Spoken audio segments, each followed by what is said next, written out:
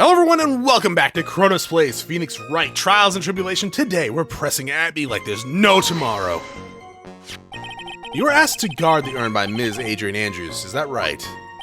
Indeed, it seemed that they had heard of my Zavari-ling reputation. I see Miss Andrews is still attracting the weirdos. You better watch out too, Maya. Oh, you better watch out too, Maya. Sorry, I thought you were saying that. You mean this box? Yes, the pathetic box. Lady Andrews was especially taken with that urn, and she wouldn't let anyone enter the storeroom, not even me. Huh, interesting new tidbit. So you're sure that you had never seen this urn before? Indeed. You may ask Lady Andrews to confirm you for yourself. My security was focused entirely on the entrance of the warehouse. However, look at me, let no information whatsoever slip through my fingers. So that's just wrong. It's not valuable. You mean this calling card? That's right. That is, without a doubt, my calling card. Yes, Mr. Light didn't make this after all. Of course. Because that man knew about the emblem. Making this card authentic would have been child's play for him. Then no one entered the basement warehouse. Unfortunately, there were many different treasures being taken there. Thus, for a period of approximately 5 days, people were indeed going in and out of the warehouse. Alas, okay. So you didn't know the urn was broken. You didn't know the urn had no value whatsoever. And this is the photo that proves that. Indeed, to be honest, even if a photo was taken, I didn't think it would matter terribly much. Hey Nick, if this photo's fake, then Naomi might have stolen the urn whenever this was taken. That's true. You know, he's been saying that he never saw the urn until the night of the crime. If we can prove that he's lying there, we can wrap this up and put a bow on it. I need to take a good hard look at our court records. Not a lot going on, is there? The detective's been covering his tracks. There's only one thing we need to prove in this examination. That he took this photo well before the actual night of the crime. Alright then, so how do we do that? There's one thing that Emmy stated very clearly, that he had never seen the urn before he stole it. Okay. So, do you want me to read the calling card? Oh, fuck. That is gonna cost me some health. I'm sorry, but I can't see nothing faulty. Yeah, so it's fine. I pressed the wrong button. Let's do this here, because I'm an idiot. The security at Lowly Taylor will be coming to purloin the most... That's where that Pokemon gets the name from! The most priceless work of art on display in your Treasures of Korean exhibit. To take good care of the speckled urn. Speckled. Okay. Speckled.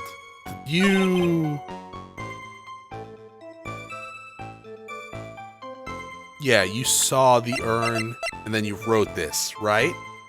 Because normally, this urn, it ain't speckled. It's supposed to just be like, you know, purple. Now, there's the music. Miss Amy, if you really are Master Mask, then you also wrote this calling card, correct? But of course! Is there a problem with the calling card? Allow me to read a passage from the calling card that Master Mask has written. Take a good look at this. Take good care of the speckled urn. Now, that's speckled here. Surely refers to the pink pattern on the sacred urn. Yes, that is true. But so what? Truth be told, there is no way that Master Mask could have known about this pattern. What do you mean? This pink spotted pattern on the urn is nothing more than paint stains. Paint stains? And these stains did not appear until after the urn had been taken to Lordly Taylor. Huh! I'm not finding this joke to be very funny, Mr. Trite. The day that the sacred urn was taken to the warehouse... Oh, Adrian. The urn was broken due to a human error, or should I say, error-prone human. Yeah... And that was... And that's when the pink paint got on the urn. You can't be serious. And yet this calling card clearly mentions paint patterns. I can just picture Adrian in the stand just like hiding her face behind her notebook like, oh shit. Which means Detective Atme had seen this urn long before the crime ever took place. In fact, he saw it when this fake photo was taken. And because this photo is fake, your alibi for the night of the murder is no longer holds water.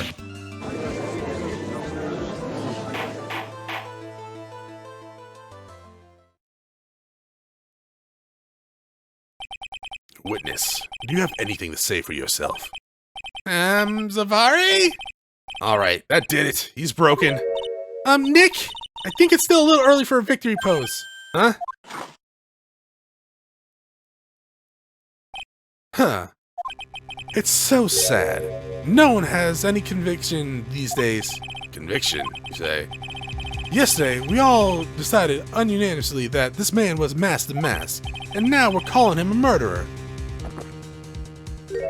You don't think we're being a tad fickle? That's a good point. No way, don't fall for that too, Your Honor. You say that Luke Atme was the one who killed Cain Bullard.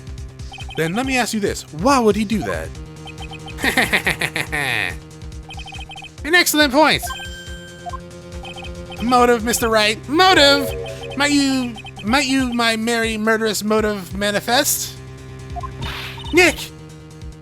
I don't know what the hell that meant, but he's getting a second win. If he's prepared an alibi and pinned his crime on Ron DeLite, as you say, he must have had a very strong motive for murder. The only one with any motive we've seen is Ron DeLite. Isn't that right, Detective? Indeed. According to my own research, the boy's motive is clear. Without a motive, it's nearly impossible to prove guilt in a murder case. Now then, maybe you can enlighten us as to what the defendant's motives were. I mean, it's not that hard to say that his motive was really just happenstance or just because. There have been murders where people have been convicted of where they just murdered someone because they wanted to. Right? Some say it's because they just felt like it. Some don't even know why. There are some people, like, truly, like, insane people have gone to court and be like, so why did you murder him? And they'll confess to it, too. And they're like, I don't know why. Do you have any remorse? No, I don't. You're like, no guilt at all? None. Like, it is interesting to see. There are some series you can see, like television on YouTube or any other video things where, like, they'll interview someone who is truly, like, not competent to stand trial on their own. Like, because of their mental, faculties are really not really there, I guess you can say. You always see people, like, trying to fake it. Honestly, also, people that are committed, like, to like, not saying that, I forget what this is, like, criminally insane. Honestly, like, the places they go is far worse than actual, like, like prison. It's yeah. The people trying to get that should actually probably be thankful they're just going to jail for the rest of their life instead of an asylum that is not a good place. I mean, jail's not a good place either, but you deserve to be there if you're a murderer, absolutely. But yeah, you don't want to go to an asylum place like for criminally insane people. Anyways, I'd be honored to old timer. They're doing everything they can to make Ron look suspicious, and Ron's already done that enough. Despite our lack of hard information, this may be our only chance. Motive for murder. I, Luke Atme, had no point of contact with the victim whatsoever. Cain Bullard decided to investigate Master Mask and simply mistook who he was. It was Mr. Bullard who wrote the blackmail letter and sent it to Ron DeLite. And it was me, again, Mr. Bullard, who harbored a grudge against Mr. Light for his betrayal. Mr. Bullard's mistake is quite excusable. The defendant truly believes he is Master Mask. That is why Mr. Light saw it fit to kill Cain Bullard. Truly a tragedy. So the victim, Cain Bullard, Blackmail the defendant. This is the blackmail letter that... Where were you at the beginning of this trial? When we went over this letter? This blackmail letter found in the defendant's apartment. A handwritten test confirms that Mr. Bullard was indeed the one who wrote the letter. That's why he cut out letters from a magazine. What? Very well, Mr. Wright. Begin your cross-examination. Motive for murder.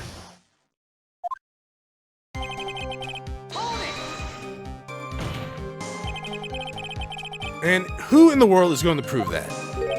I will. After doing a thorough background check of Detective Atney and Kane Bullard, we were unable to find any links between them. It's all in the report. Perhaps they were connected through their work. They were both involved in security. Nope. That was blunt. In any case, the only one that the motor is Mr. Light. That's not true, though. The newspaper clipping. Yeah, the newspaper clipping. Mistook. That's right, mistook from the Old Norse mistaka, meaning to take error. That wasn't what I meant. Just who did the victim mistake Master Mask to be? Well, the answer is obvious. Ron DeLite, of course. The guy that's always dressed as Master Mask and no one noticed. Boy, I like to wipe the smug look off this guy's face. Sure, press harder. Why would the victim mistake the defendant for Master Mask? Don't you already know that? Safari! Take a look at his newspaper. Oh, that's the famous tear of Emanon, a magnificent jewel. The photo shows him a magnificent detective as well, does it not? Furthermore, it also shows an ugly guard, namely the defendant. The defendant? The victim clearly misread the article and... Safari! He had the wrong impression. The impression that this ugly security guard was in fact Master Mask. Look. Luke. You're one to talk about someone being ugly, alright? And let's all just be honest here. Ron is very pretty. Alright? If I didn't know who it was, I think Ron would be a princess somewhere, alright? That was not usually a reasonable deduction.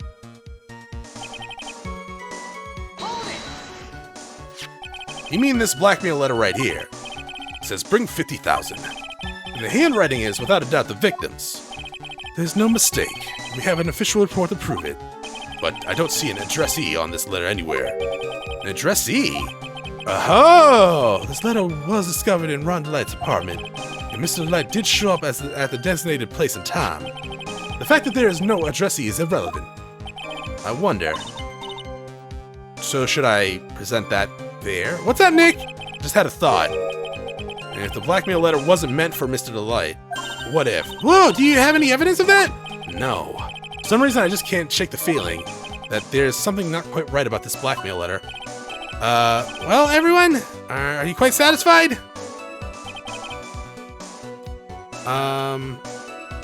Okay, let's press here. Then I'm gonna go to the court records without any chance of me screwing this up. Blackmail letter. If you don't want your true identity revealed to the world, come to KB Security at 1 a.m. Don't, I'll take that red diamond you received the other day instead. Oh, your ring! Oh, okay. What do you mean by that? That's a diamond? Really? Oh my, I was certain you already knew where. Safari! KB Security has a lot of security information on all sorts of companies, and since I was security team chief, I stole data from the company. Kane Bullard had yet to forgive young Mr. DeLite, which is why he sent him that letter upon mistakenly believing he was the thief. Here's a file we discovered in Mr. Bullard's office. Evidence that Mr. Bullard was receiving money through blackmail. However, isn't that a bit odd? Why did the defendant pay Mr. Bullard money, even though he wasn't actually Master Mask? On that point, there was an unfortunate bit of chance. Okay. Do you really think that story is gonna hold up? The assertion is not merely my own, I'm afraid. What do you mean? I have a memo from Ron Delight's wife, Desiree Delight. Ron thinks he's Master Mask. Don't you feel sorry for him? Please don't think so too badly of him. Huh, well, Mr. Triton. Was he trying to act like Mrs. Delight right now? I thought it was actually pretty convincing. You would. Okay, so... Now that's just your imagination. Come now, Mr. Lawyer. I'm afraid imagination isn't the right word for it. This is deduction. Dear Watson, the rest of careful applied reasoning. We can hear that carefully reasoning for ourselves? Can we hear that careful reasoning for ourselves? It's a long story, and better saved for another time. Very well, another time.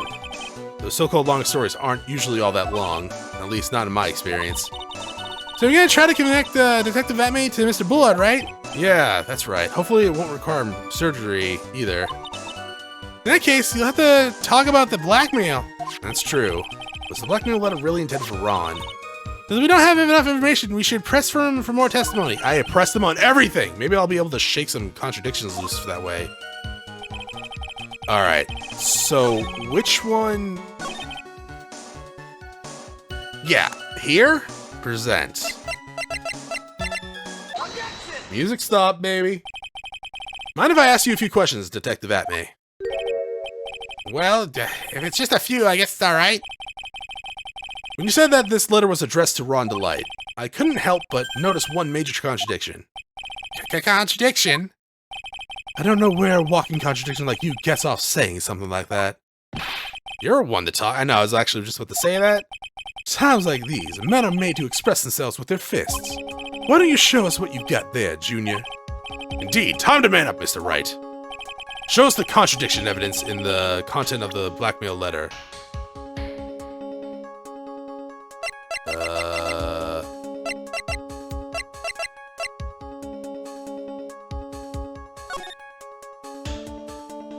No.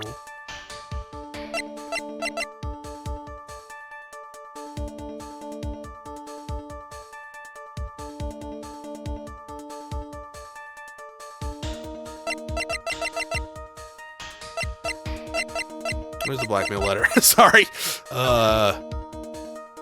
The red diamond. I'm assuming it's talking about the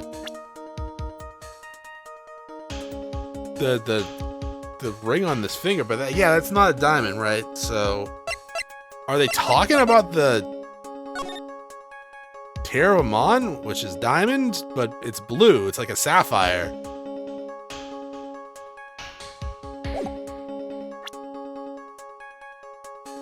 Maybe we could try it. It wouldn't be this.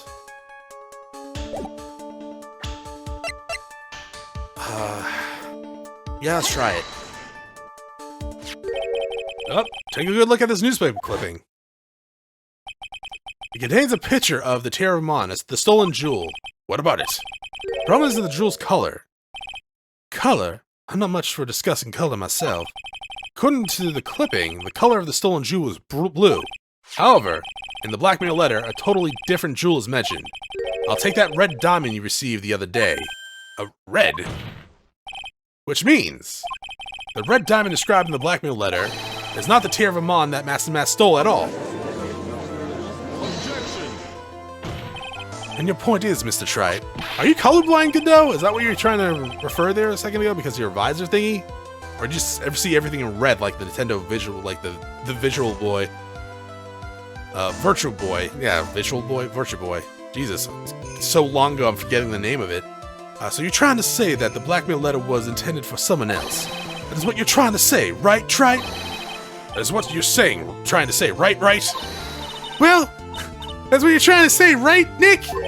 Yes. Now everyone shut up. This is who Cable actually was actually, oh, it's Ron, not Ron.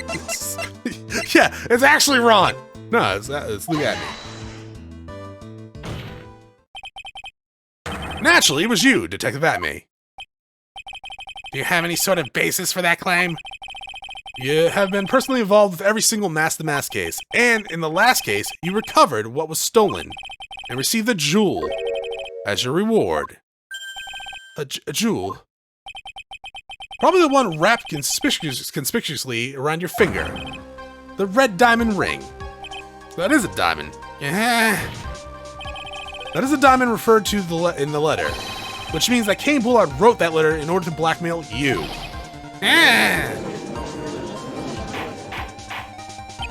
Order! Order in the court! Order, I say! It seems you've gone too far with your childish pranks, Mr. Trite. Uh-oh. I don't like the way he said that. Cain Bullard blackmailing Luke at me? Are you for real? Yeah, I am. Are you? Nick, come on, stand up to him! Then answer me this. The blackmail letter contains the following passage. If you don't want your identity revealed to the world...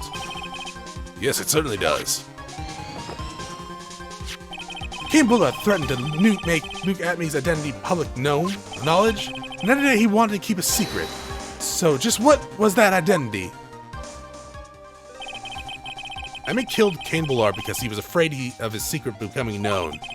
That was the identity he wanted to keep secret. What was the identity he wanted to keep secret? That he's actually a detective and not a fraud? I don't know. This is what it all comes down to, Nick. The identity that Luke Atmey wanted to so desperately keep secret was his identity as... I mean... Wait. Let's think about this for a second. Yeah, okay. So it's either as an ace detective... Oh my god, that's a lot of damage if we don't do that. It's not Mask the Mask, right? We've kind of come to the conclusion that it in fact was not Mask the Mask, not the real Mask the Mask anyways. Ron was being blackmailed for a while, so if it wasn't Cain blackmailing him, then it was Luke, yes?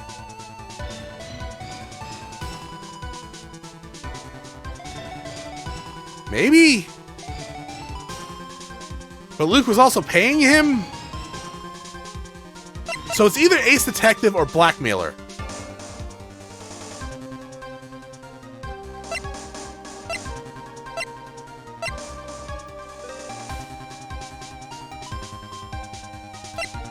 Yeah, but I don't think people would... I mean, like, if it came out he was a phony ace detective, I don't think people would actually care, right?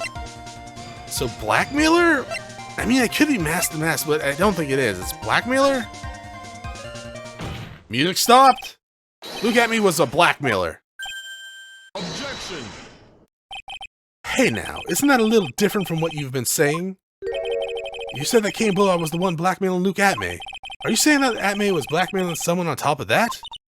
You have to admit, that does sound a little odd. It's not odd. It's the only thing that makes any sense. Cain Bullard was blackmailing Luke Atmey. But Ron DeLite was also being blackmailed by a certain someone.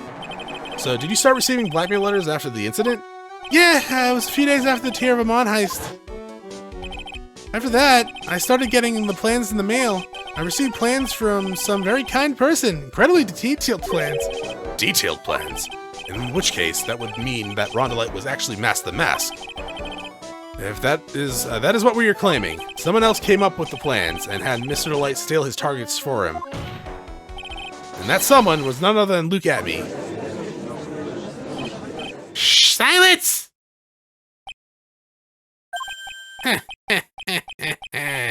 Now I see, it's all becoming clear. What is? When you were in grade school, you received the same report card every year. Careless, with the tendency to jump to conclusions. Am I wrong? How did you... You say that I, Luke Atmey, was blackmailing Ron DeLite. In which case, I would naturally know all about this his relation to Mask the Mask. Well, yes. Ron DeLite started receiving plans from his second crime onward, correct? Which means I learned of his identity when he committed the first crime. Good point. You certainly couldn't have blackmailed otherwise. In that case, let's see some hot, bitter evidence. It's the newspaper clipping, right? It'd have to be.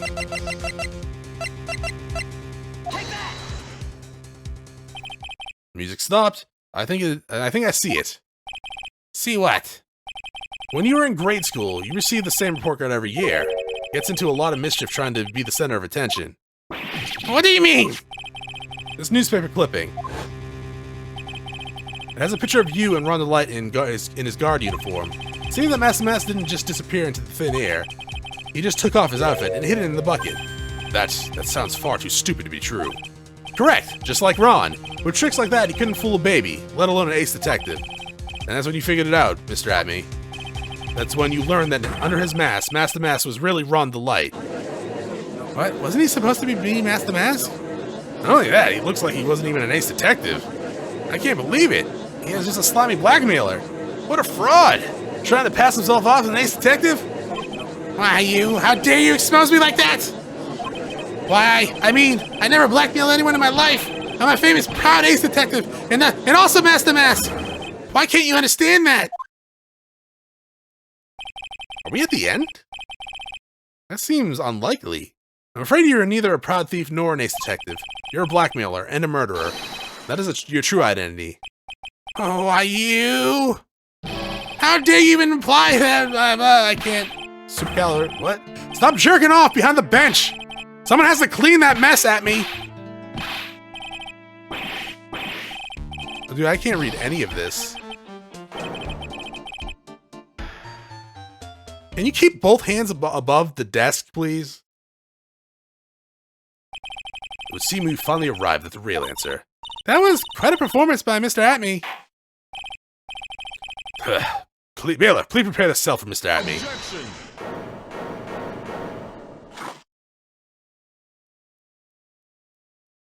Overruled. The hammer that strikes too fast has no time to aim. What do you mean? I already prepared to deliver my ruling. You know, I kind of like the fact that the judge is mostly on my side during this case. It's very, very refreshing. Allow me to say one thing. I will be the one to judge. You don't get much more than your face than that. It appears that your claws weren't quite sharp enough, Mr. Trilogy. What do you mean? It's true that you've proven a lot of things. Things like Luke Atme was a filthy blackmailer, and that he wasn't that lowly tailor the night of the murder. That's right. That's why he'd be the one that killed Mr. Bull. But... Judge, can you just do the ruling? You're the judge here. Alright? There's still one thing you have yet to prove. What's that? Just because he wasn't at the warehouse doesn't mean he was at the murder scene. Therefore, if you can't prove that this pitiful excuse for a man was at KB security, then I don't see how a verdict can be delivered.